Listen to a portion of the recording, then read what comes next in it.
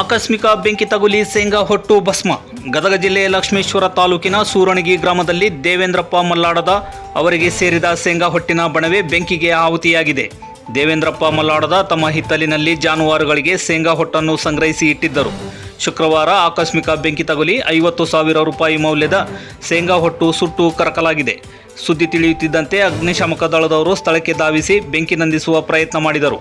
ಜಾನುವಾರುಗಳ ಪೋಷಣೆಗಾಗಿ ಸಂಗ್ರಹಿಸಿ ಇಟ್ಟಿದ್ದ ಶೇಂಗಾ ಹೊಟ್ಟು ಬೆಂಕಿಗೆ ಆಹುತಿಯಾಗಿದ್ದರಿಂದ ರೈತ ಪರದಾಡುವಂತಾಗಿದೆ.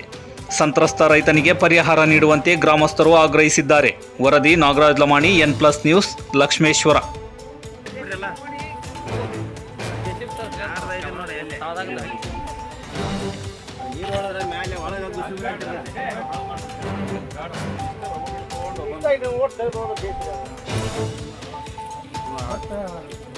ನೀರು ಓಡಲ್ಲ ತೋರಿ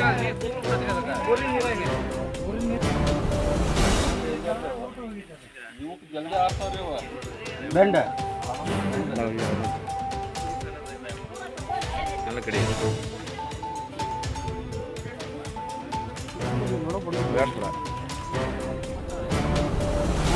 ಹೊಡೆದಾರ ನೀವು ಇಷ್ಟತನ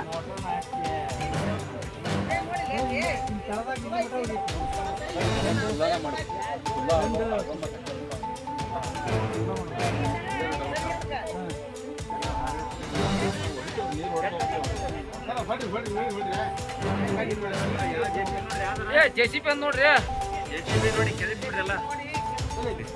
ಜೆಸಿಪಿ